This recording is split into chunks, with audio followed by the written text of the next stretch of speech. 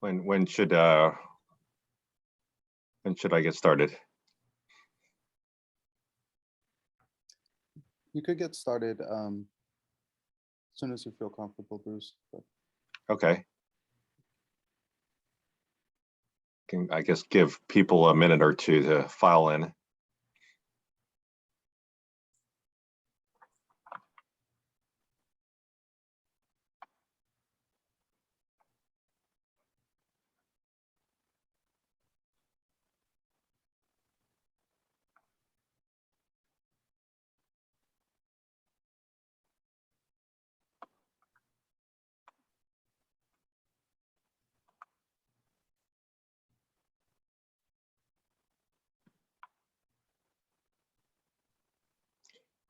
Okay, we'll get started around 4:02, just to give people time to walk in. So I'm imagining that we're in a big auditorium and people are coming down the aisles right now. I still see people asking to get admitted into the main room.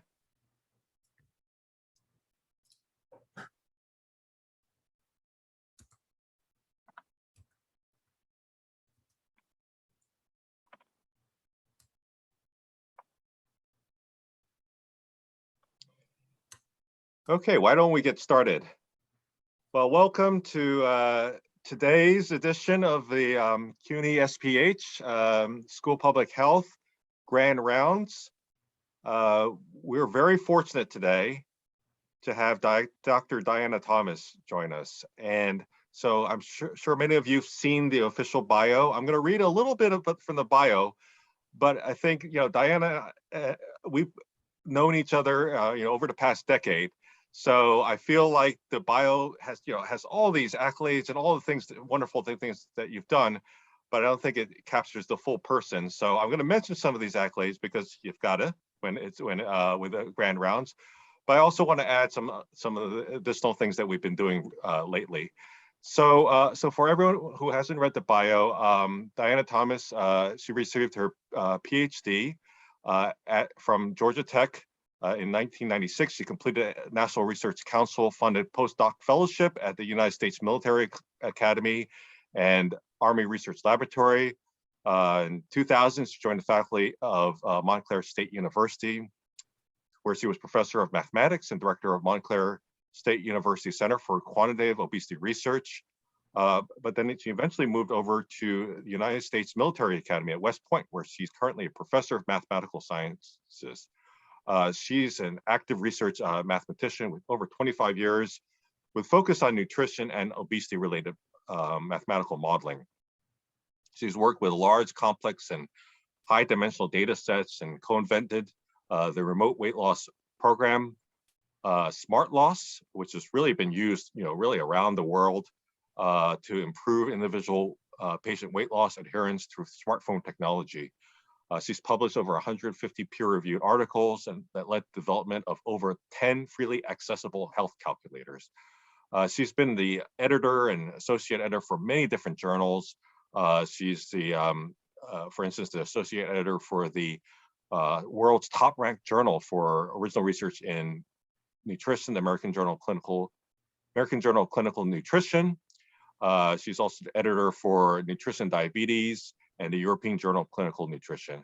She's held governance positions in many major societies, such as the Obesity Society, American Society of Nutrition, Mathematical Association of America, and she's won numerous different awards. So, the list goes on and on about things. So that's only just a small, the tip of the iceberg in terms of achievements.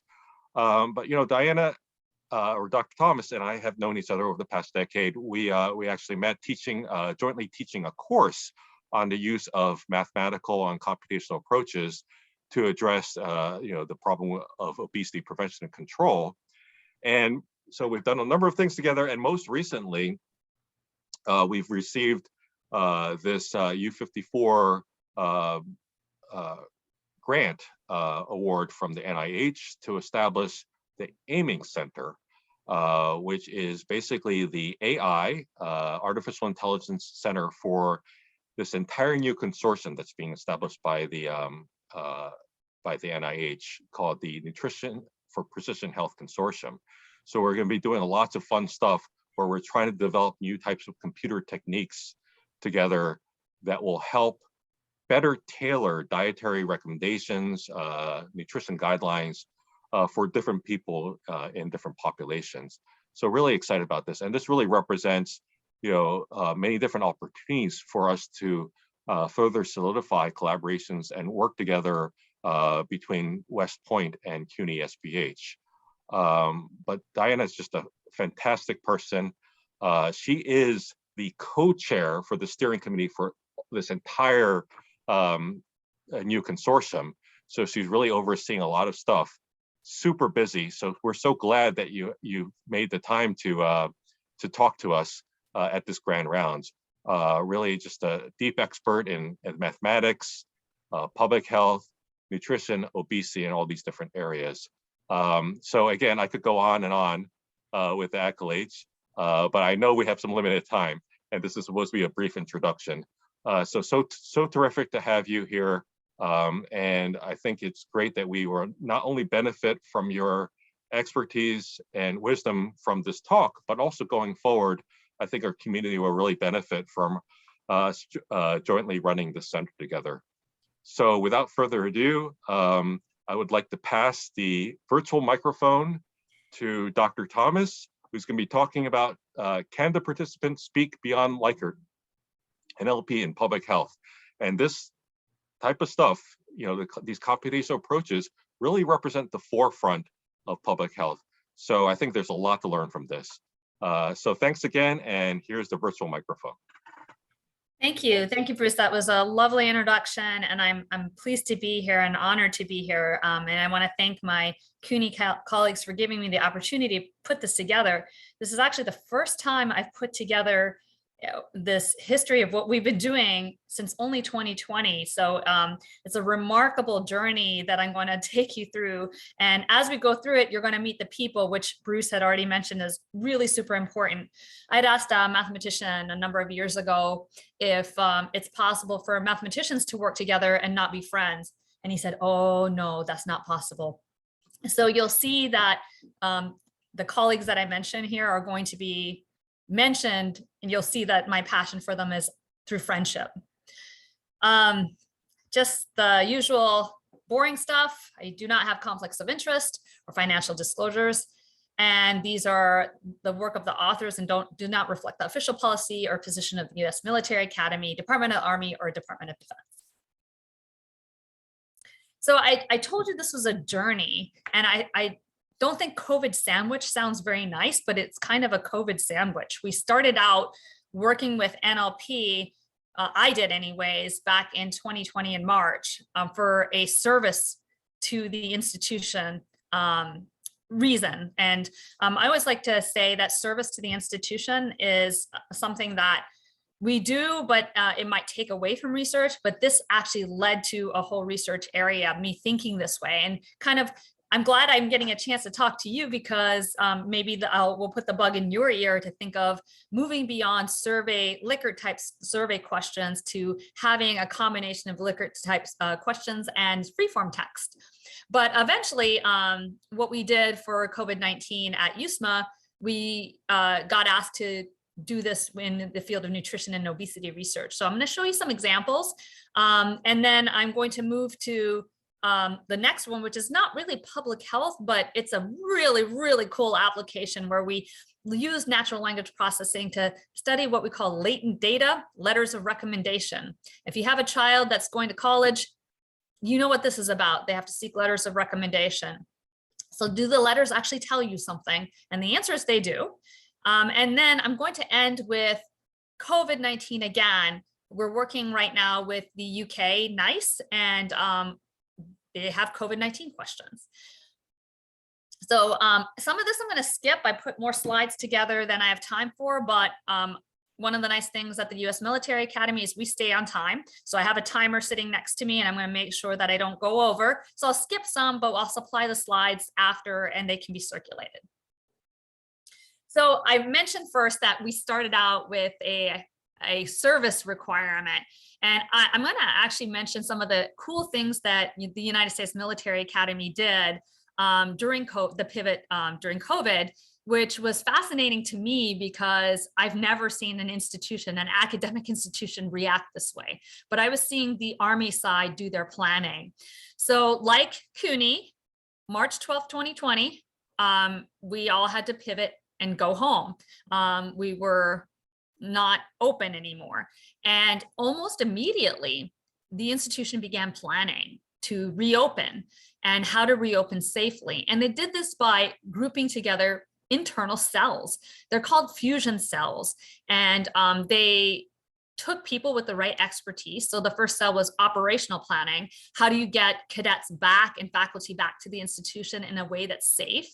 And the officers, military officers with Army planning experience and faculty and academic expertise in modeling, in biology and chemistry were put together and given empowered to actually make recommendations. And these recommendations were actually acted upon.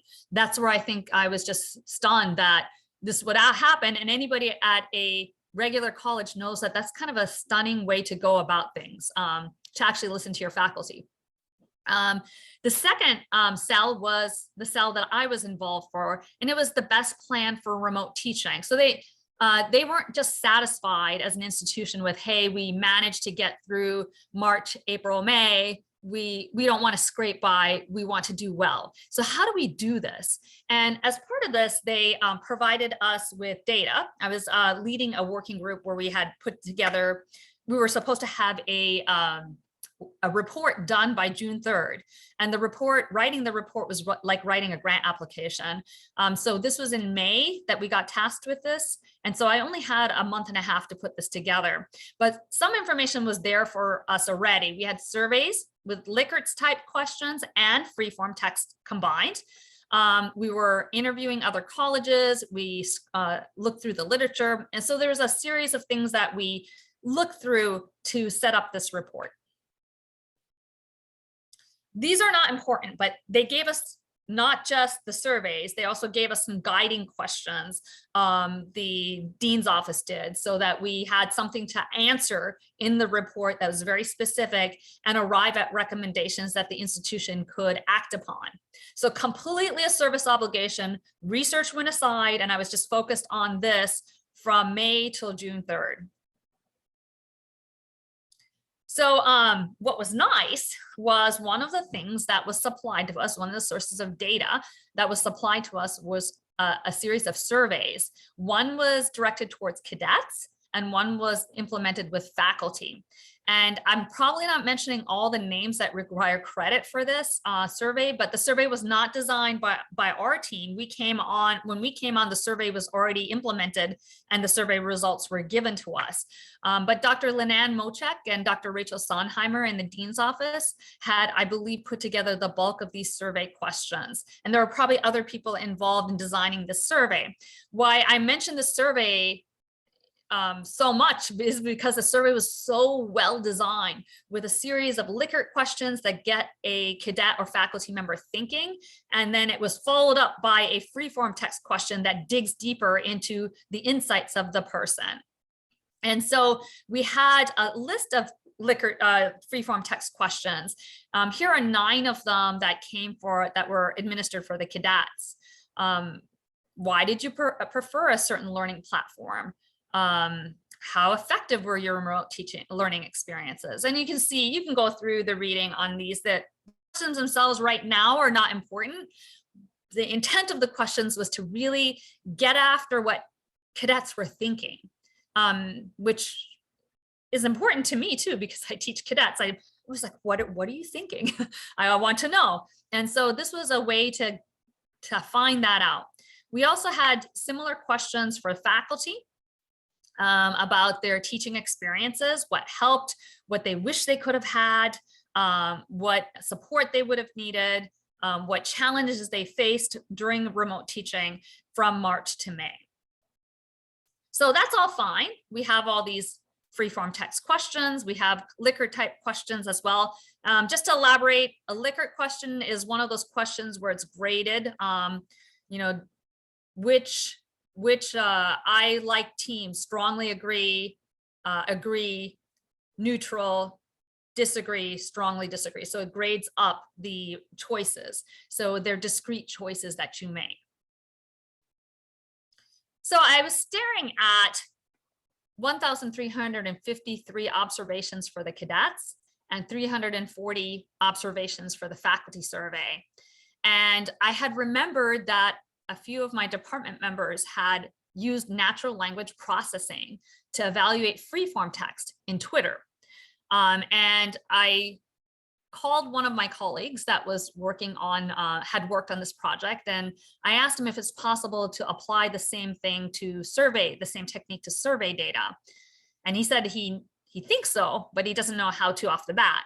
So I figured out how to do that myself. Just go and dig into the survey, write R code, and get after these free-form texts. But at some point I realized that I'm too slow and I only had a month and a half to get this report in. And so I enlisted aid from my department colleagues that worked with natural language processing. Colonel Joe Lindquist, he's the person on the left, and Major Dan Baylor, who didn't have natural language processing expertise at the time, but I knew he was a fabulous R programmer and much quicker than I am. And so I called him in to speed up the whole process. When I work with faculty or colleagues, and I ask for them to lend their expertise, I also try to learn as much as I can from them. And so Dan didn't just have to put together the algorithms, and he had to also sit down with me side by side and show me what he was doing so that I could learn what he's doing and try to do it myself as well. And so he's a fabulous teacher, which helped things along as well. So I just want to show you some of the cool things we found, just to show you what kind of insights you can learn from natural language processing of free-form text. So this was the responses. This is something called a bigram. So many of you are probably familiar with word clouds. Word clouds are unigrams. You're really looking at the most frequent words that are being used. And typically you see that as a word cloud where the word that's frequently used is the biggest in font, and then they shrink down in font when they're less used. So you could do the same thing with phrases that are 2 words apart and 3 words apart and 3 words in length. So trigrams. So we did a lot of analysis looking at unigrams first. Unigrams are great, but they really don't tell you what kind of context you have in those words. And bigrams tell you a little bit more information. And Joe Lindquist always says this is not a perfect science, it's also an art. So you look at trigrams and kind of visually examine whether it's telling you anything more. Eventually you're going to get the whole response itself, which is too much. You want to get something that's small enough that you can actually look at, but not large enough so that it's telling you something important. So you get this pay attention as the #1 bigram from cadets. So there, I don't know how remote teaching was discussed at CUNY, but you might hear people talking about, hey, you can do as much online as you could do in person. I know that this is an online talk, and I know that you probably are struggling to pay attention. The cadet said so right here. Well, we did look at this and say, well, maybe they are saying I could pay more attention during online classes. I love online classes. So one of the things that we do often when we get a bigram like this is we hunt through the Excel file and look for the exact response that had pay attention in it. So I want to share with you some of those responses. It wasn't as good as I kind of said, okay, devil's advocate, maybe they could pay better attention. Nope. I was less motivated to pay attention in classes since most of my classes gave easier tests and quizzes. I stopped taking notes. Very honest. However, a class where I had to listen to a lecture online, I was often bored and did not pay attention. It was really hard to pay attention during classes that I was not interested in. I hope that wasn't math.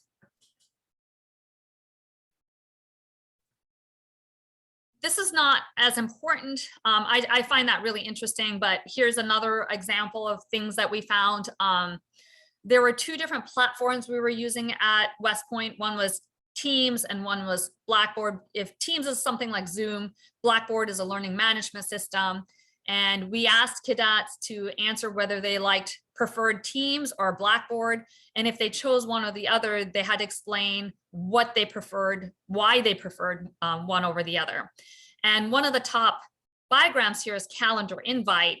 Many of them like the fact that it was a Microsoft product and it was integrated and they didn't have to remember when to come to class, the calendar invite would be sent out. And what they really liked in Blackboard at the time was hand raising, which you now can do on Teams as well. This was a fascinating experience for me because not only did this tell us something, but the institution acted on this. So one of the questions we asked that was asked in the survey was, what capabilities do you wish you had when you were at home in this remote environment? And the number one diagram that came up was something along the lines of hard copy of the textbook. It wasn't exactly physical books. So again, this is a little bit of an art and a little bit of a science.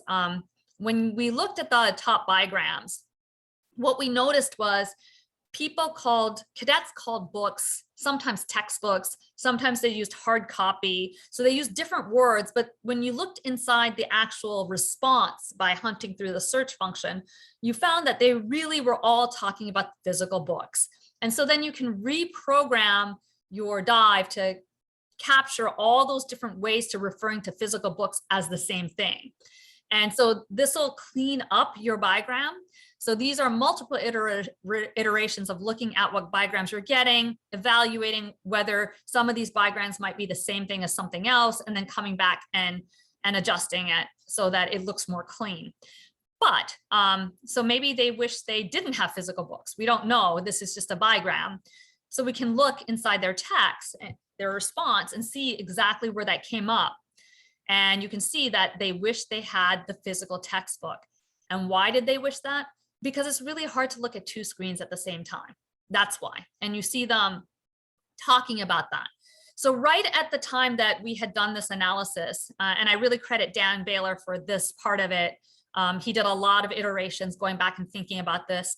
But right at that moment, they were about to get the whole institution ebooks and go to ebooks alone. So in the next meeting we had with the dean's office, we told them, hey, we don't recommend you do that. We recommend that you stick with hard copies over the digital because this is what we found from the freeform text. So that was done. They did stick with the hard copies because of this. They acted upon this. So those of you in institutions that are not USMA, you probably find this just as surprising as I do, that we did some analysis as faculty members. We quickly told the dean's office, we see this thing that's different than what you think. And they acted upon our information. And I thought that was really cool and unusual. What's interesting is throughout this experience, none of the people at West Point that had been there for a while or were officers thought that that was unusual. They thought it was strange that I was tickled by it. Here's one from faculty. Remember, we did this with faculty as well. What capabilities do you wish you had? And you see some kind of theme. At this point, we're getting closer to the deadline when we're going through the faculty one. Here's an example of what I mean. Apple Pencil and writing pad, they're kind of the same things that they're talking about. So there's some things over here on the y-axis that look like they're similar. You could actually recode your code to capture that so that it will, the lines will just get bigger, the counts will just get bigger if you start grouping things as one with some logic. You have to say like writing, if they put Apple Pencil and digital pencil, that's really the same thing. So writing pads and drawing pencils are some of the top diagrams. And I believe that the institution acted on this too. And when they shelled out money, they shelled out money directed at what was talked about here. Okay, so I really like the emotional aspect of natural language processing. I think I've always, since childhood, wanted to know what other people think. And if you can't be a psychologist by training, you should be a mathematician, because we teach and we have to know what people are thinking and really understand, how they feel in our classrooms. So I feel like it might be a close second to being a psychologist. But these dictionaries, so the way we can tell, kind of parse out emotion from text, is using dictionaries. And dictionaries they're called lexicons, and they've been developed for natural language processing to house words and assign scores to being positive or negative sentiment. For example, a word like angry might be negative, so you might assign it a -1. Or a word like happy could be positive, and you'd assign it a +1. So there's different, like some of them range from -1 to 1. So you say maybe angry and disgruntled might have a difference in the weighting of how negative they are, and you could put a factor on them. Some just go from -1, only -1 and 1. And these dictionaries were developed for different reasons. And this graphic I took from a cadet who's preparing a poster. So AFIN was specifically developed to understand tweets. Bing was developed by Amazon to evaluate customer reviews. NRC it's not an acronym, it's just NRC, and it was developed to be kind of a general dictionary.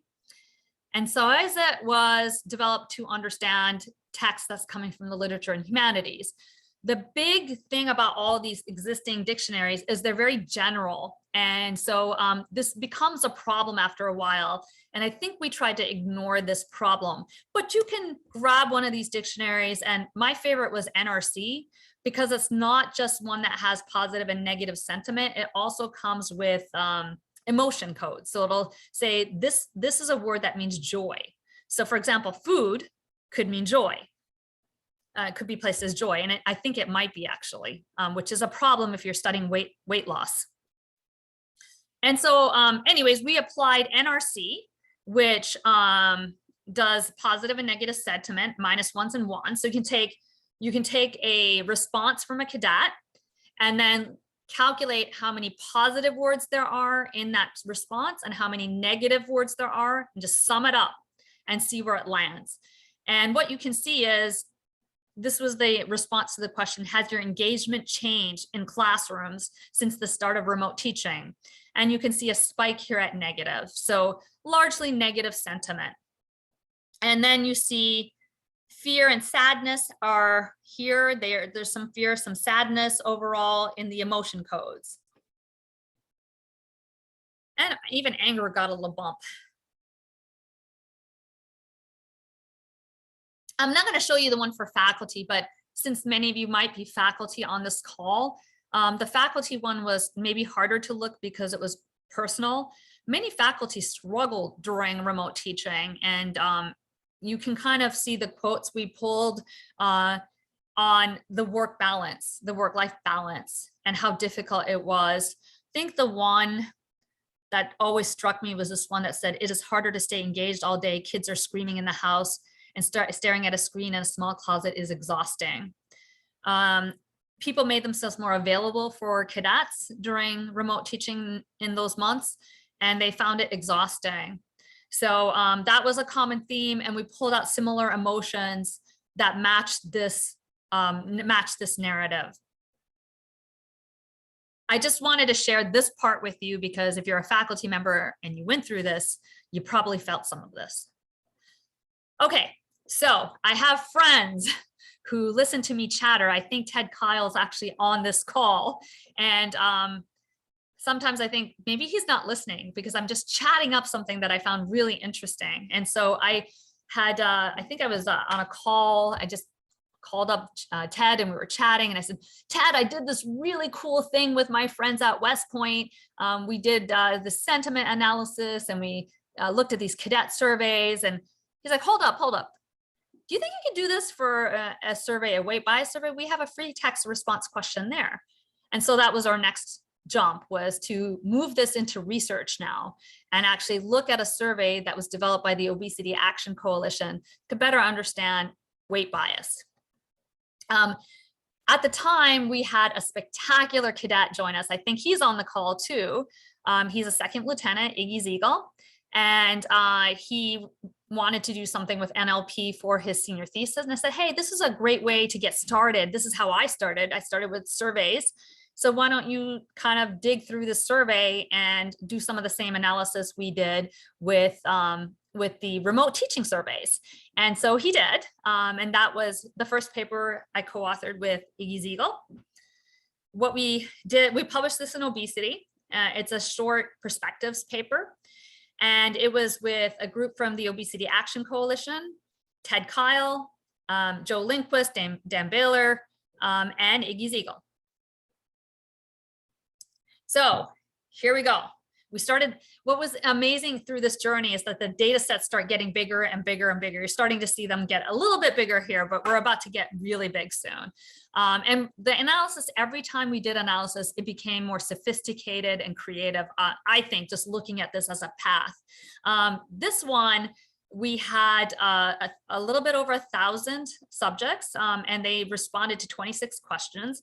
2 of those questions were free response text. Now, what we did differently here is we did the same thing we did before. We always do the same thing we did before, but we're thinking, okay, how do we now use the Likert questions that were asked here too? And so we looked at one of the free text responses where, in your opinion, what does the American public think of people with obesity? And you can see the bigrams here. They're lazy, don't care. This is what they think people feel. We still did sentiment analysis. I think we used NRC again, because that happened to be my favorite dictionary. But Joe Lindquist had this wonderful idea, like why don't we take some of the Likert questions and look where sentiment spreads on each of these Likert responses. And what you see is here, this was a question about personal weight status, very underweight, somewhat underweight, about right, somewhat overweight, very overweight. And you see this definite pull, and the points here aren't jittered. The jittered one is harder to look at, but what you see is a pull towards more negative sentiment, the more they personally felt they had excess weight. And so this to me is really revealing that you would not capture with a Likert question alone. You really can see that their perceptions of how people think of them is actually influenced by how they think of themselves. And so we thought this analysis was really revealing about the participants in this particular survey.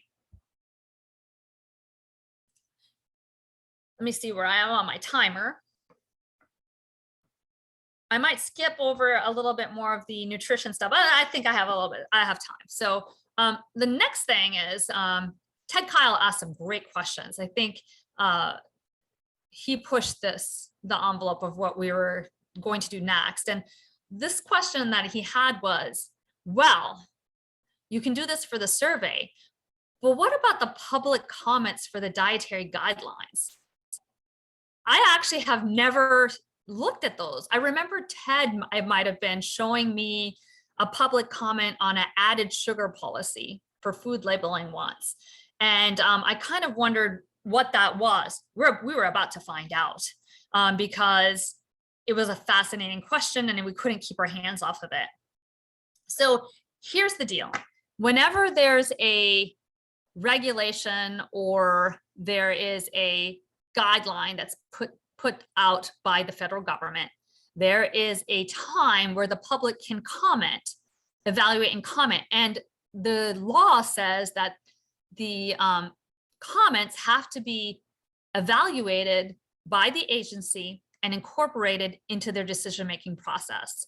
And that's the Administrative Procedure Act of 1946.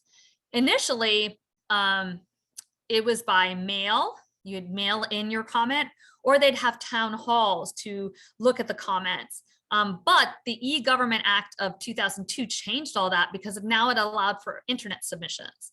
So anybody at a computer could send in a public comment. In fact, you could have your whole organization, each person in the organization send a public comment, which did happen. But you see what's expected. These are the number of public comments from for the dietary guidelines from 2010 to 2015 to 2020. At 2020, we were about 38,000 public comments on the site. And so how can you possibly look at all those comments individually? It would be tough. And you can't even look at them on Excel and say, I'm going to take duplicates out, because people are clever. They will send a comment in that's almost a duplicate. And so you can't just go remove all duplicates and save only one, because they're slightly different enough that Excel won't pick that up. So what we found ourselves doing for this study is that we began tailoring the algorithms and the code, not just going straight to NRC, not just, we were thinking a little bit more about how to iteratively look at this data. The first thing, credit to Joe Lindquist, he scraped the public comments using a package called Selenium from the website, and now it was available in a CSV file. Dusty Turner, the best R programmer I've ever met, one of our faculty members who's now, he's coming back, but he's at the Center for Data Analysis in the Army.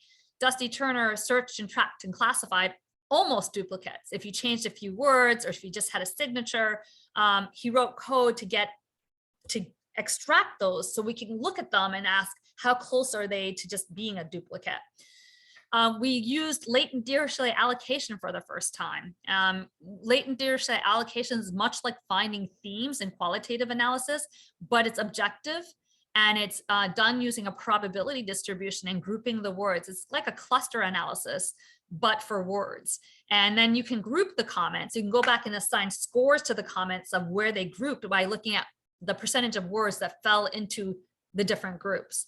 And then we can do some of the old stuff we did. We can run sentiment within each topic. How did people feel about this topic? We can see. So what do we find? After doing LDA and grouping, so you can think of these as clusters, we have to look at it. The algorithm will tell you what they're talking about, what the theme is. You have to kind of figure that out. It turned out the first theme had a lot of angry people about dairy. They didn't want dairy recommendations to be in the dietary guidelines because of lactose intolerance and sustainability. The second topic was more about beef. It doesn't look like it here, but we dug deeper into this. And the third one was, or the second one, sorry, was about added sugars. And the third one was about health in general. And so the third one, when we looked at it, we said we couldn't kind of see that, health in general seems kind of like a weird nebulous thing. So we did LD on that one as well. And I'm going to refer you to the paper to see that. We looked at emotions across each topic. And you can see the differing emotions across the different topics. And we also looked at sentiment across the different topics. You could see actually more positive sentiment for added sugars. People were happy about how the dietary guidelines talked about added sugars and the restrictions on added sugars. And you saw more negative sentiment on the dairy recommendations, topic 1. So we have histograms for each one of these for sentiment as well. In all of this, we were running into a problem that we kind of ignored as we went through, and that was the problem of the fact that these sentiment dictionaries were very general. And we came across this problem several times. For example, I mentioned earlier that food is a positive word in some of the dictionaries. Well, not if you're in a weight loss intervention. That's not a positive word. If you're trying to keep your weight down and you're talking about food, you might have been eating more food. That's not good. And so, and we did find that to be the case, that many of the things that we looked at might look like a negative comment, but it turned out to be positive because it's matched to a sentiment dictionary that was really general. And we thought a little bit about how to fix or correct for this. But I'll come back to that. I'm going to share you quickly the letters of recommendation, because I think that I'm going to depart from the public health for a bit. And move to this letters of recommendation, because I think it's a really interesting topic. And it starts, you see the number is starting to increase. If you look at the numbers of letters of recommendation, they're going to go up. So colleges always collect letters of recommendation. And they even state, there's a public document where colleges state that letters of recommendation are really useful to them. They fall right behind GPA, high school GPA, and standardized tests. The problem is that letters are usually positive. I say usually because we did find letters that actually had something negative, and I'm not quite sure how that would happen. If the cadet candidate would ask someone that would give them a negative letter. And then if you get all those letters, who's going to read and analyze all those letters manually? That's a lot of letters. Just to give you a number, Harvard received 40,000 applications in 2020. That's 120,000 letters. That's a lot of letters. For this one, we also enlisted Dr. Jamie Pennybacker, who is the world's expert on computational linguistics and psychology, social psychology. And he has a great book I recommend called The Secret Life of Pronouns. And he has a software that we used here as well called Luke. So I've shown this before. It's 2 different letters. And I just wanted to show this to you because it's difficult to look at letters and ask yourself, is one better than the other? Can I look at these letters and say, one of these cadet candidates at West Point is going to do really well, and one of them is not going to do well? How will I know that? So just to read a couple lines, the first letter in red says, his dedication, personality, and work ethic help other team members become better runners and individuals. And the second one, just a line, in the 2 years I've known this person, I do not recall a time that he was without a smile on his face. One of these individuals was separated from the academy, and the other one is about to graduate.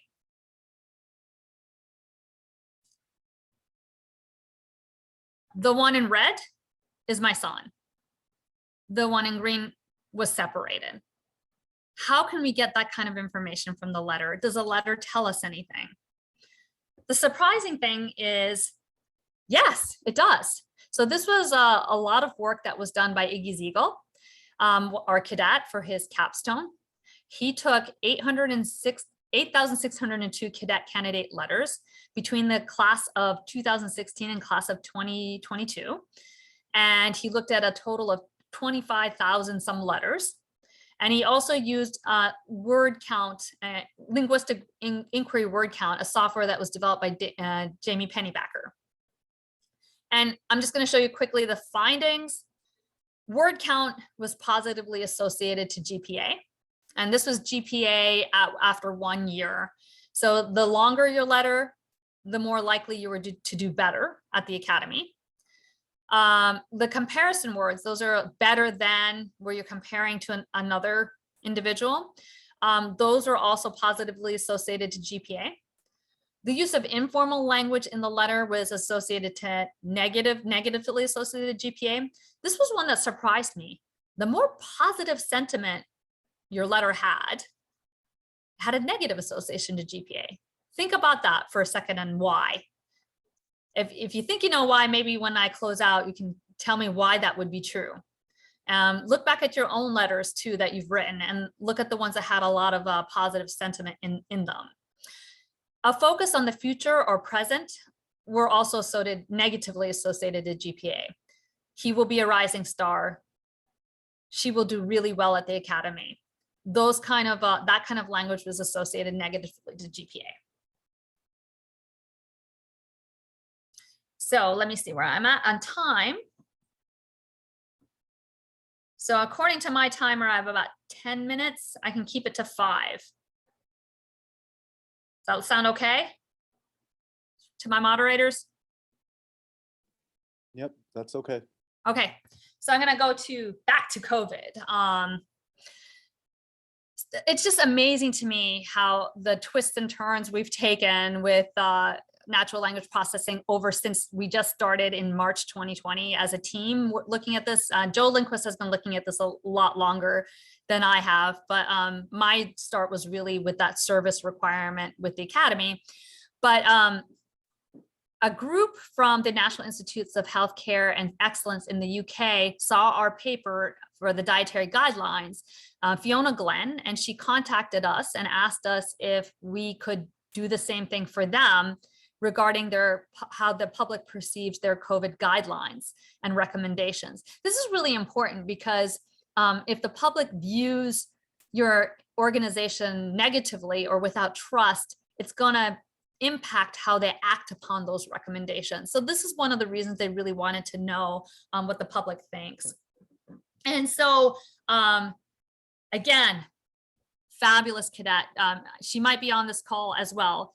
She gets really embarrassed, I think, and doesn't know what to say when I've told her, hey, you've done something really, really wonderful here. Sammy has really added a lot to the field in her capstone, and it's going to be widely used. I have no doubt about it. She's an applied statistics major and data science major, and she's finishing in May, not that long to go. And I shamelessly took off with her permission from her poster that she's presenting on April 28th at the Academy. So look at the number, it's gone to 1.7 million now. She scraped 1.7 million tweets. That alone, scraping that many tweets and storing them and trying to analyze them, our code would just hang sometimes. Sometimes it would just quit working. I would say, look, I don't know where you're going with this, I'm done. But she did a tremendous job taking down, just scraping down 1.7 million tweets. She had two sets of search terms that she used to search for tweets.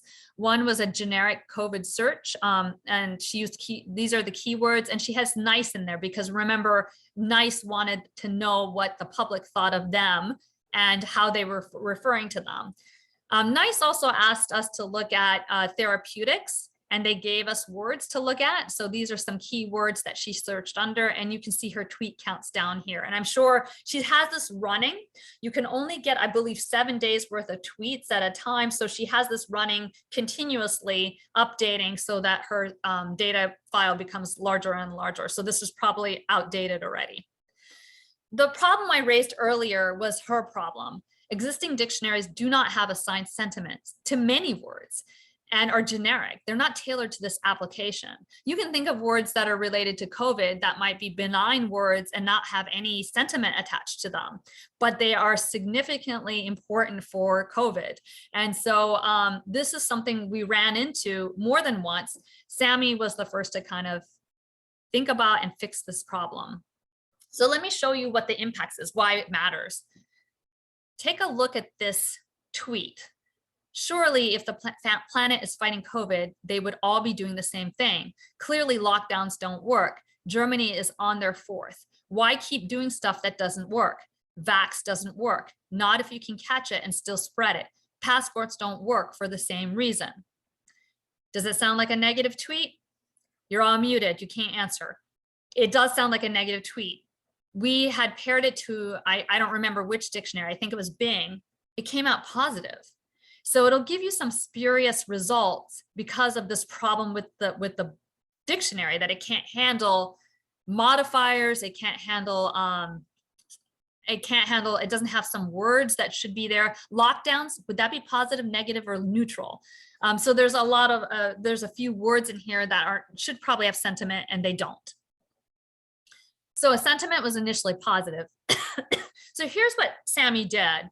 The first thing she did is she boosted the number of words that have sentiment by combining the dictionaries. And so these boosts don't look that like they're much, but every little bit helps get you the right thing when you're looking at that response or that tweet. And you can see when she combined all of these dictionaries, she's raised the percentage, the proportion of words that are categorized in the total. Might seem like peanuts, but it's actually quite a bit. The second thing she did, and this is not easy actually, she figured out a way to handle modifiers and amplifiers. So she has a nice graphic here. I took it directly from her poster. So good is positive, may not have sentiment to it, but now whenever you see the bigram not good, the way Sammy set up her algorithm is that it corrects for good being positive by doing a sentiment correction. And so now you have new sentiment that makes sense. The next thing she did, which is I think the most impactful thing she did is she learned how to make a custom dictionary that is not influenced by the user. So for example, I mentioned food might be a bad word to have in a weight loss intervention. And the same thing here, you don't want to pick and choose and you decide the word. That's not objective anymore. So Sammy used a nearest neighbor type approach. If the tweet itself was negative and there was a high frequent word, it would be assigned a negative sentiment because it was in tweets frequently as being negative. And so she was able to custom tailor a dictionary using an algorithm. And so now you see another boost in her total number of assigned words. So just to show you what that looks like, Nice Comms, which is NICE, the organization, got positive. Fauci ended up having negative sentiment assigned to it. Pfizer had positive sentiment. And you see this, the group NICE had 2.49 and other groups had 1.18 as average tweet sentiment. So this was not good news, I guess nice news for NICE, that they were viewed positively overall after Sammy was done with all these, the 3 different modifications she made to the dictionaries. So after Sammy's modification, she has a little diagram here, again, pulled directly from our poster. The tweet was found by searching under COVID. It initially came out with a tweet sentiment as +5 as positive, which is ridiculous. This is not a positive tweet. Modifiers, changing that, made it sentiment correction of -3. And then the final sentiment correction ended up at -3, after correction ended up at -3, which makes more sense.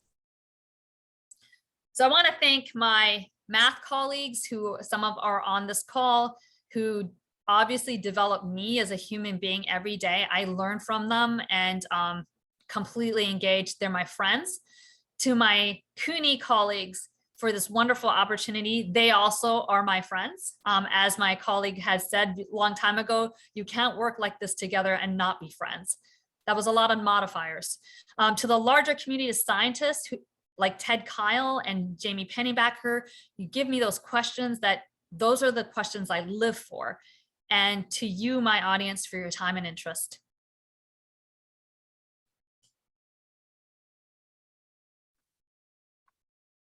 And this concludes my brief. Well, thank you, Diana. Thank you for that excellent talk, enlightening talk. I wanted to add that, as I mentioned, we're establishing the new Aiming Center, which is the AI Center for the Nutrition for Precision Health Consortium. So, and as I mentioned, precision nutrition is better tailoring diets and nutrition guidelines and those things to different people's characteristics. So certainly, I wanted to open the floor up to questions if people had them in terms of anything that Diana talked about, but also any of the initiatives that we're starting here. So let's see if we have any questions from anyone. I do see one question that we'll start off with. What was the reason that positive sentiments in recommendation letters were associated with less favorable GPA performance? So you want the answer. So again, this would go in the discussion part of the paper, but when you look at your own letters and you're writing fluff, it's basically fluff. Every one of us has probably written letters where you're like struggling to write something and you say things like, oh, they're a rising star, they're going to be fabulous. Those are positive words. And you're filling the space up with positive words because you don't have specifics to say. We found the letters that had specifics in here in them. Past achievements were the ones that were associated to positive GPA. Okay, thanks, Diana. Hopefully that answered the question. There's another question. Are the source code and data sets for Twitter analysis publicly available? So not yet, because we're still finishing up her capstone, but we're preparing a paper with Annie Caldwell from University of Colorado, Denver. And in that paper, we'll be supplying a source code and this algorithm. It's about this algorithm that Sammy's developed. And probably as a GitHub easy. I don't know, like one of Dan's strengths is he's put together dashboards, which makes the code and all your analysis easy to access. So we'll see what kind of bandwidth we have. Okay, hopefully that answers the question.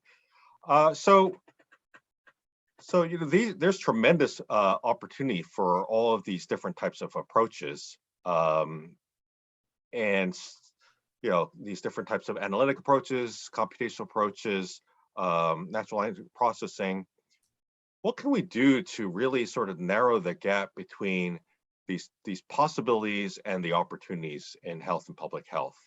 You know, we're starting to see a lot of these things emerge, these connections and opportunities. But Diana wanted to know if you had any thoughts on how to narrow that gap. One thought I have is to develop free-form text questions in the standard questionnaires that we give, like the physical activity questionnaire, which are currently, they're all Likert at this point. And right now, so I went to our NPH group, the contextual measures, and I advocated for free-form text to be put into these surveys. Of course, they didn't go to this talk. They didn't see the power of it. So I did have a 5-minute conversation with the chair, but I don't think he was convinced. Just telling him in 5 minutes, like, this is the power of this tool, was not convincing, because I think the perception is if you have a free-form text question, it's really difficult to analyze. And so they're more comfortable with the Likert until you see this. So I guess more publications and more talks about using natural language processing and what the power that it gives you. It really gives you insight, especially in conjunction with Likert. Thanks, Diana. And the dean of our School of Public Health has a question. I think you can see him in the upper corner of the screen. Well, at least based on my screen, I'm sure everyone's else organization is different. But I'm in our dean. Do you have a question? Yes, I was very intrigued by your report on obesity and perceptions of other people's perception and your own perceptions. It is really amazing and is so applicable to so many conditions. It's really brilliant, the observation. But I was thinking, could we not ask about, rather than sentiments or perceptions of sentiments, are we able to ask about actual experiences? That's a great question. So Ted is on this call, actually. The OAC survey, just like the COVID survey that came before it, were already there. It was latent data. Even the letters of recommendation and the Twitter data, everything we've looked at so far has been latent data. We have not been involved in designing the survey.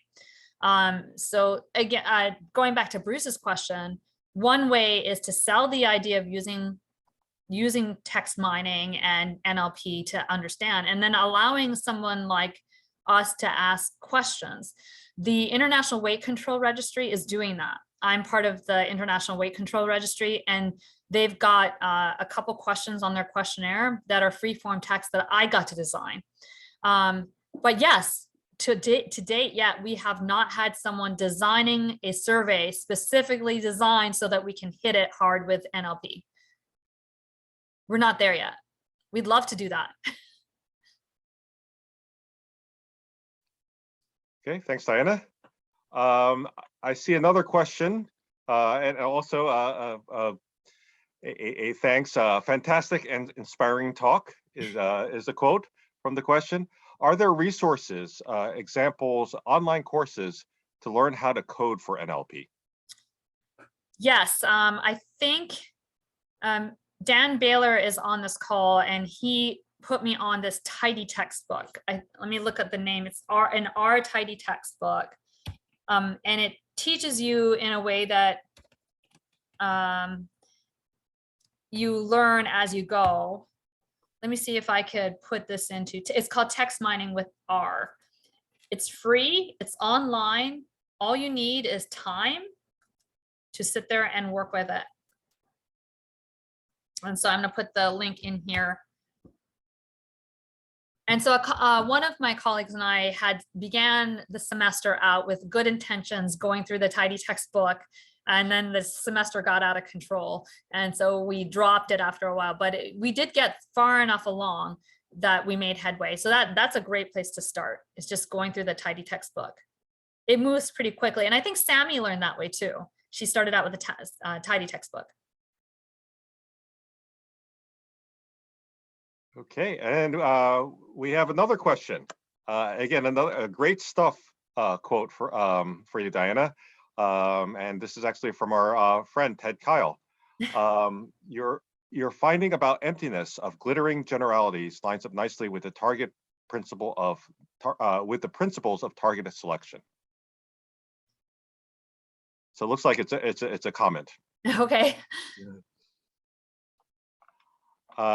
Okay, we've got another follow-up question to our dean's question.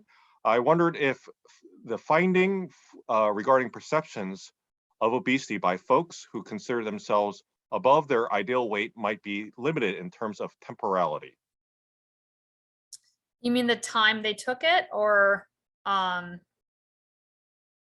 clarification on the question? So yeah, so it's a question regarding the time that the measurements were taken, or the time the data was taken. So they were taken. Ted can tell you more about where how the survey was administered, but I believe it was a OAC survey. It was an OAC survey, Obesity Action Coalition survey, and it was Obesity Action Coalition members. And they were asked what the public thinks of people with obesity. Maybe it was on their mind. That's true. If you did repeated measurements, you might see something different. We do have from Annie Caldwell repeated measurements, so you can see change over time. Okay, hopefully that answered that question. We've got another question. If the writer of a recommendation letter has quote unquote credentials, and similarly the author of the survey answer has quote unquote background, should, or could that be incorporated into the methodology? So that's a great question. So remember that the recommendation letters had something in them that if they used informal language, it was associated to lower GPA. So one of the questions we had was if the letter writer wasn't using formal English to write their letter, was their education different than a letter writer that was using formal English?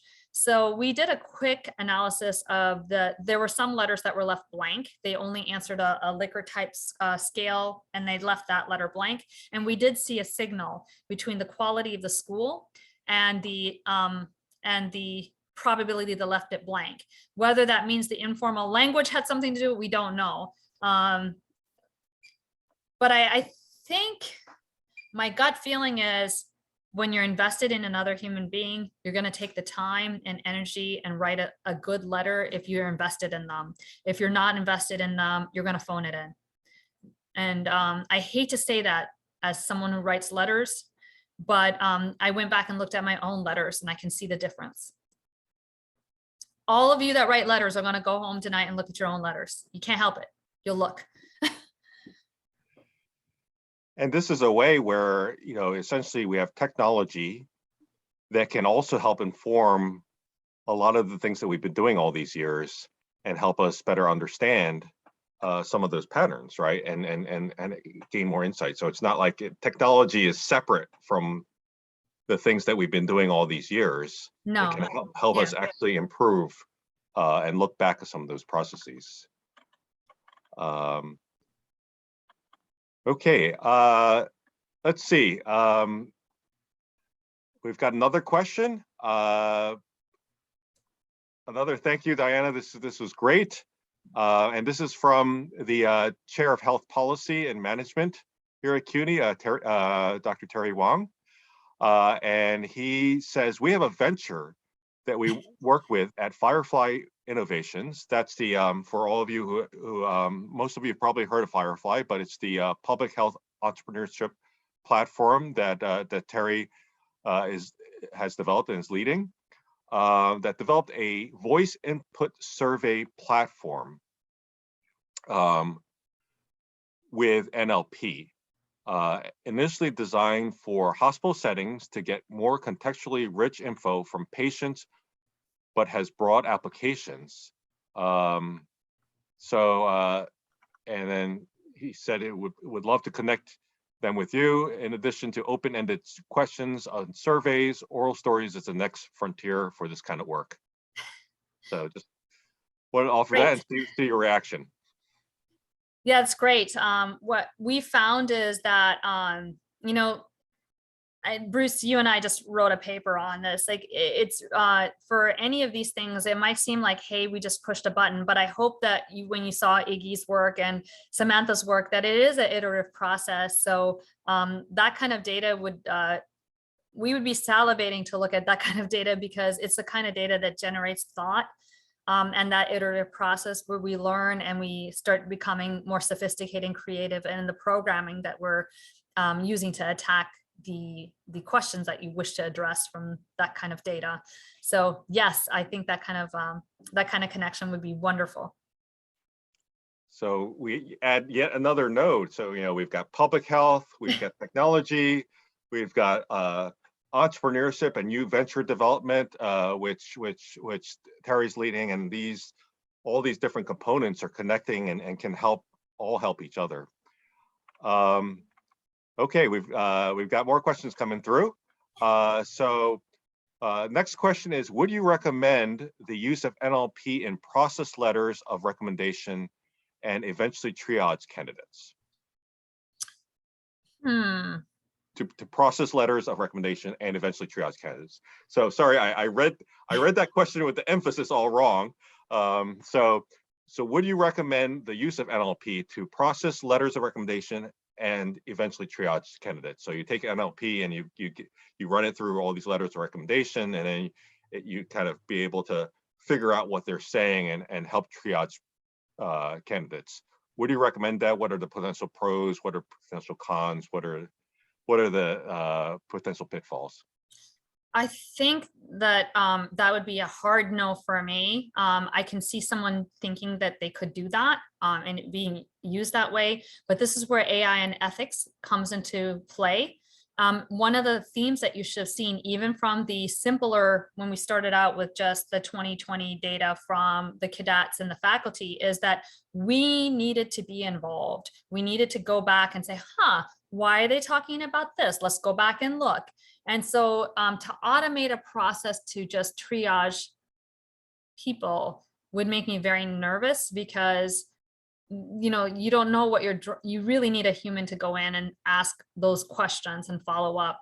And Bruce and I just wrote a paper, it's under review right now, on this issue that these processes, like NLP is not the only one. We call them click and play programs. I don't know that there is one for NLP yet, but it might be tempting to develop one for NLP. But all of them are actually very complex, and they really need someone to go in, and they don't have a one-step process. What I mean by a one-step process is when you calculate sample size, for example, in a statistical model, there's a power calculation. That's a process. You know what you're looking for. With all of these machine learning models, the processes change or are tailored to the application, and they need this iterative process. And Samantha spent a whole year doing her tweet work with COVID. And it was every week we met and we'd scratch our heads. We love it. We love doing that. But we look at it and go, what's going on here? Why are we seeing this? Why is there an issue here? And I think to automatically triage or automatically process letters of recommendation would make me a little nervous. But maybe that's not for everybody, but I do think that's something we should be careful. You might be triaging people who deserve to be in, and for the wrong reasons.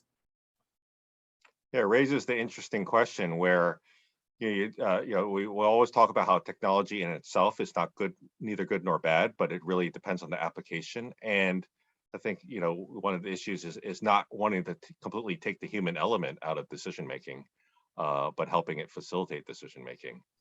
So that, you know, those are important points. And as you mentioned, you know, important ethical issues when it comes to the application of all these different types of methods and techniques. So let's see, we've got, looks like this is a comment from Dr. Shen Li, who's a faculty here at CUNY SPH. He's saying we teach machine learning methods in systems modeling classes, students using R packages for methods including NLP, classification and clustering for data. So just wanted to note that he's teaching some of these approaches within our curricula here. Let's see. I've got another comment here. This comment says, I believe that some folks are already gaming the crude systems being used by HR departments reviewing job applicants. So wanted to get your thoughts on that. So using some of these techniques and approaches to kind of review job applicants. It's interesting because obviously there's some situations where, and it's growing these days, right? Where you're having an overwhelming number of applicants or overwhelming number of things come through. So where is this going to play a role? Where are some of these approaches going to play a role in terms of alleviating that huge burden? So that's a great question too. We were asked that quite often when we were working on the, I'm sure Iggy was asked that question too. The models that Iggy developed, they're hard to game. Remember that word count is a predictor, a positive predictor GPA. So let's say that you beef up your letter by adding to the word count, but then positive sentiment is negatively associated to GPA. So you can't just fluff it up with positive words. And then future tense and present tense was also negative associated to GPA. So you actually have to put substantive stuff and write about it a lot, which becomes really hard to do. I think that's a difficult task to do. If you had the mental capacity to game it that way, let them in. They're already a great candidate. But the only thing that would bother me, I think, is that they're trying so hard to actually get out of actually achieving something that they're going to this length. I think that Iggy's models will be very difficult to game. Now, the human element part of it, I think that our job becomes easier by adding it, but it's not eliminated. So right now, I believe that most schools, I don't know this as a fact, but I believe that most schools look at the letter of recommendation only when there's an issue. Or if, I can't imagine if they already think the candidate is gold, then fine, right? But if there's an issue, they might go look at the letters. We've upgraded that quite a bit. So now they can look at all letters and kind of bin them. But this still needs that human element to go through and say, well, why are these in the negative? As we did. Why are they in the negative? What did they say? Why, you know, what is it about them? What kind of schools did they come from? We looked at that because that's an ethical issue again. It's not fair to the candidate if their teachers didn't spend the time writing a good letter just because they were phoning it in. That's not fair to the candidate. I remember a number of years ago, some friends / colleagues, they had done a study where, and this was actually after the 2009 pandemic, and they were doing NLP to kind of weed through social media posts and things like that to see if there's a way of kind of using tweets and social media posts to figure out, you know, who's getting sick where. And then they ran into some problem with some different phrases. Like they started realizing that phrases like "that's sick," when someone says "that's sick," doesn't mean that they're actually sick. It's actually a positive thing talking about something else that's unrelated. So that raises an interesting question because, you know, language is also evolving, right? So we're going to get these new phrases that may traditionally have seemed like they had negative connotations or positive, and then they get flipped around. So I guess that's, so how do we deal with that kind of progressively changing lexicon, progressively changing phraseology? This is exactly what Sammy did. You have to tailor it. So what she did is she looked at first the top unigrams that didn't have sentiment assigned to them, or just the top unigrams that seemed to have a assignment that looked erroneous. And then she looked at how it was used in that context, and that she did algorithmically, but that's her custom made dictionary. That's exactly what she did. She gets embarrassed when I say this, but she's really, really added to the field because she's given an objective algorithm for how to handle exactly what you're talking about. And it's very simple. You just look at the context, the whole tweet. If it's the whole tweet, 60% of the tweets or 50% of the tweets are all negative, that word gets a negative assignment. So that sick would probably get a positive assignment through her algorithm. Mm-hmm. It's really clever, very simple to explain. And Sammy, I'm probably embarrassing the heck out of you right now. As a reminder, if you have questions, continue to post them in the chat. We'll try to get to each of your questions, or also feel free to come on screen if you have questions to ask Dr. Thomas. Maybe we can pivot towards towards precision nutrition. One of the things that we've been spending all our days and nights thinking about. Maybe give us your thoughts about the role that these different approaches and techniques can play in nutrition in general going forward. Yeah, so I think it's hard to bin all the data that's coming through NPH. It's the largest nutrition study that's ever been done in the world.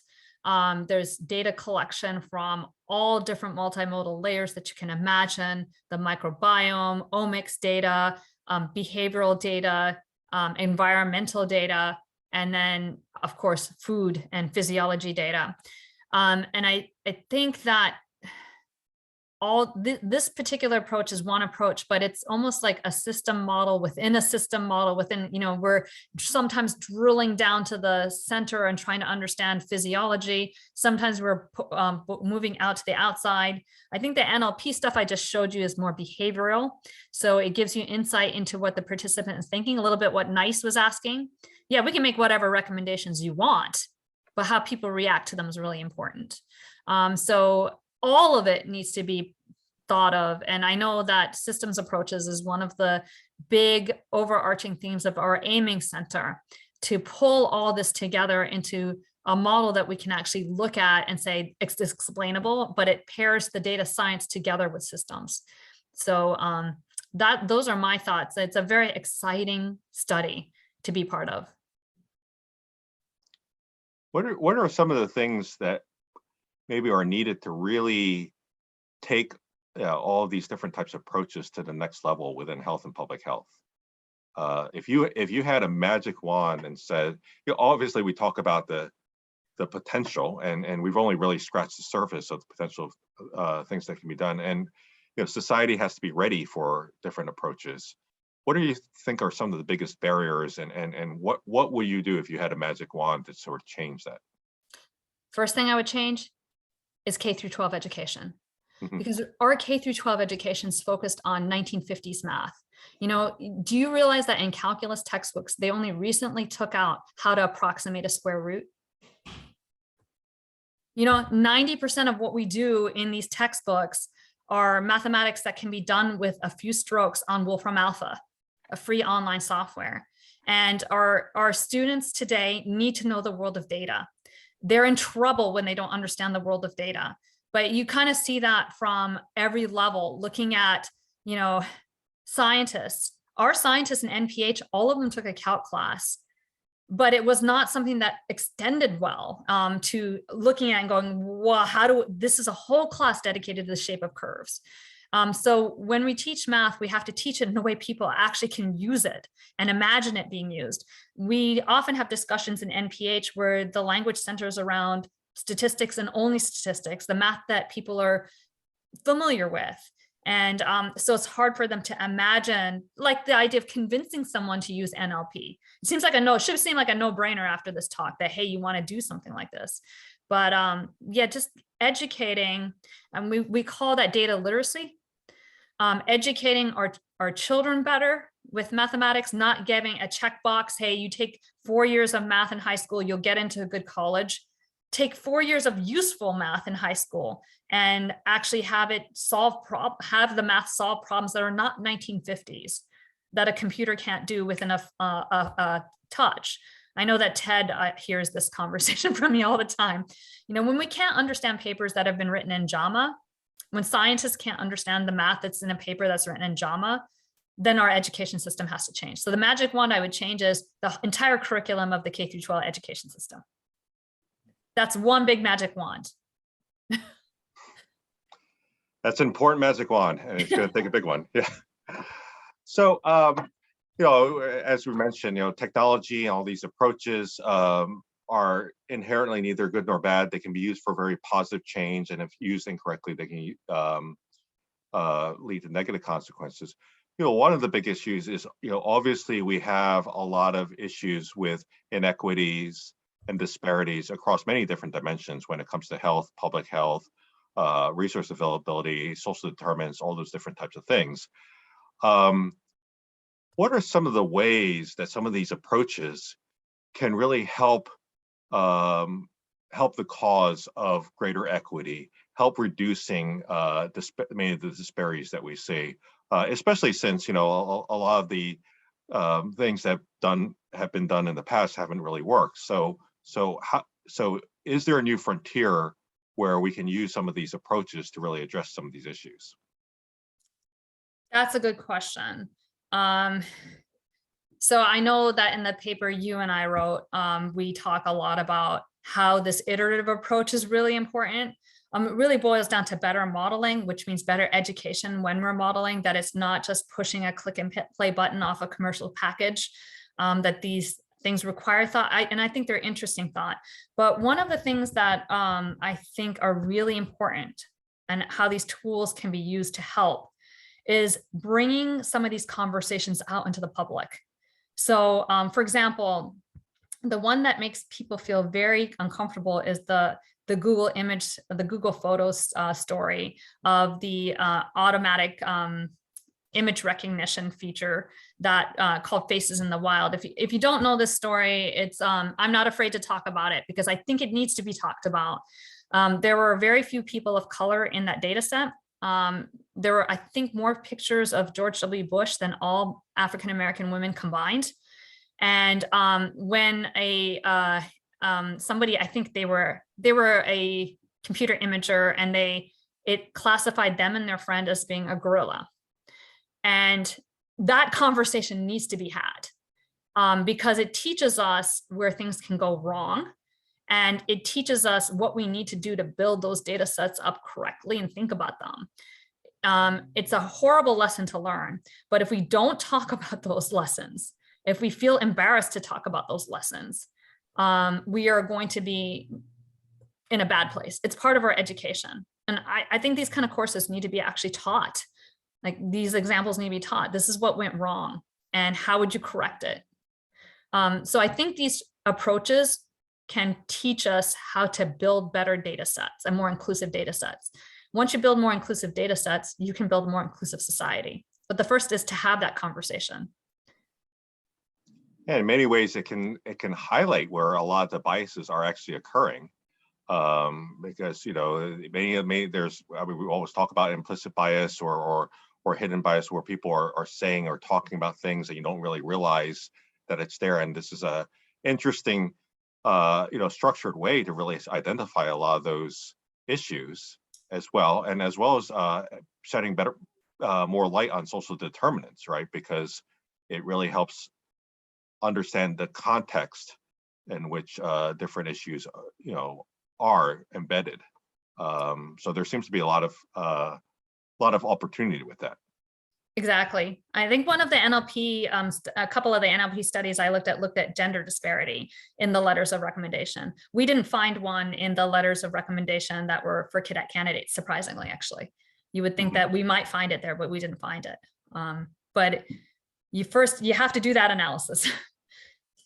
Yeah, there's subtle ways that different words are potentially used. There's subtle ways in which different, sentence structures, et cetera, and many times there are times in which the letter writer doesn't even realize that. So,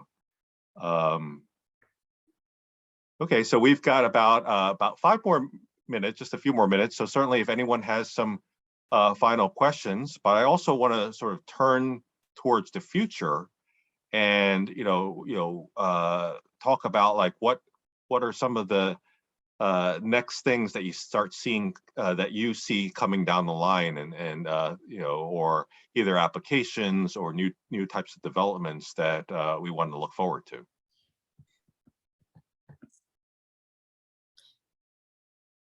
I feel like the world of, especially with NPH as an example, the difference in that consortium, for example, and you and I applied for several NIH awards like this, where artificial intelligence was one of the central units in clinical research.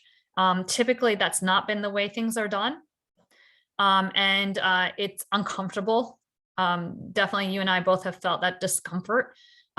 Where usually data collection and data analysis and the conclusions of the study were all held by clinical centers. And now the power of bringing in not just one approach. One thing is that thinking about mathematics, people specialize in different things. What's nice about our collaboration is it's very rare for 2 different people with math backgrounds that are different come together and work together.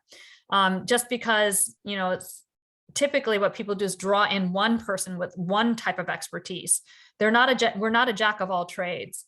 And that's one of the strengths I feel that NPH is bringing, that they took such a diverse group of math modelers and brought them together, and made us a central focus.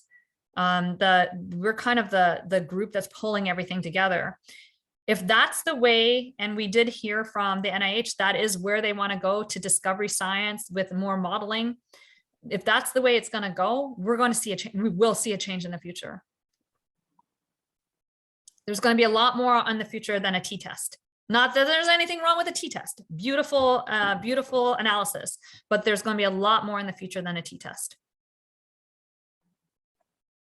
Okay, well, I think it's always good to end in the future, especially when we're talking about technology, because technology is all about not just the present, but also the future, and hope to really tackle some of health and public health's biggest questions or problems.